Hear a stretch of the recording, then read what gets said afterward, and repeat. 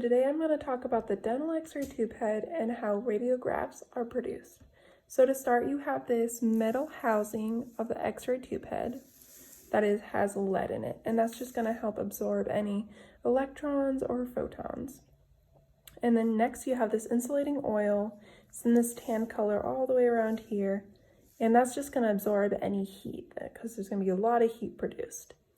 Next, we're going to look at this blue outline right here, and that's going to be a leaded glass envelope, which is also going to absorb electrons or photons. So next we're going to look at this whole side, which is the cathode and is negatively charged, and this side, which is the anode and positively charged. And to break this one down, we have the focusing cup, which is going to help shape our electrons, and the tungsten filament. The tungsten filament is important because tungsten has a high heat capacity, and since there's so much heat produced, it's very vital for this. So once we turn on our tube head, we're going to start getting a lot of electrons and heat right here on this tungsten filament. Those electrons are going to start heating up and almost boiled off through thermionic emission.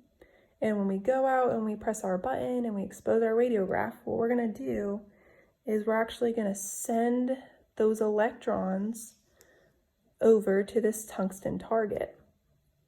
And there's going to be so much energy, kinetic energy going on, that once these electrons hit here, they're going to be producing photons and also a ton of heat from that kinetic energy. And these photons are also, they can be over here, kind of going crazy, which is why we have that lead barriers going on. So once those photons are created, there's going to be this tube window, which is where we're allowing those to go through.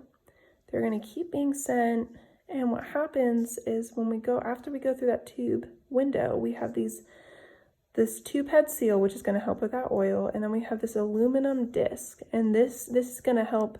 See these low wavelengths? They're like long, and they're just slow. They're less penetrating than those high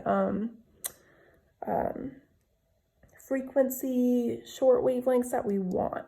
So what's going to happen is this aluminum disc is actually going to eliminate those. So what we're left with is those short high frequency wavelengths.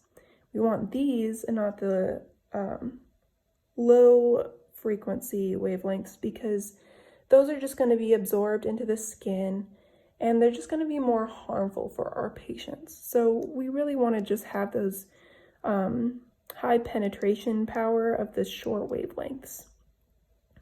We want to eliminate the amount of radiation our patients are getting. Also, so this is just to demonstrate that those would be absorbed here, and they also could be absorbed here. It is extended out into the PID, which is the position indicating device, which is going to help with that beam that we really want directed to that radiograph. And that's also helping with the shape, along with this lead collimator, which is also just eliminating the unnecessary photons that we really don't need. I'm going to go back and also talk about, I'm not sure if I highlighted this, but when those electrons are being sent, they also are going to this anode because it's positively charged and you have that opposite attracts. So that attraction is also why it's speeding up and being sent over. Another thing is that this turquoise kind of color is the vacuum. And so what happens is when we're sending those electrons, sometimes you'll have something like nitrogen that's just kind of in the way. So those electrons could be obstructed. So the vacuum is going to take out any unnecessary elements so that we get the best amount of electrons and just what we really want to focus on. Just pretty much the necessities in that point.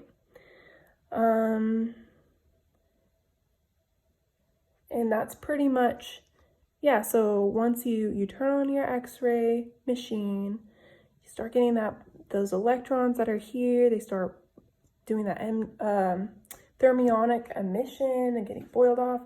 You go and you expose your radiograph, they get sent, they turn into those photons. You have those photons, they go through that tube window and everything else gets absorbed. And then they go through there. The aluminum disc is gonna switch out those low frequency ones, so we only have those high penetrating short wavelengths. And yeah, that's pretty much what happens when you expose a radiograph.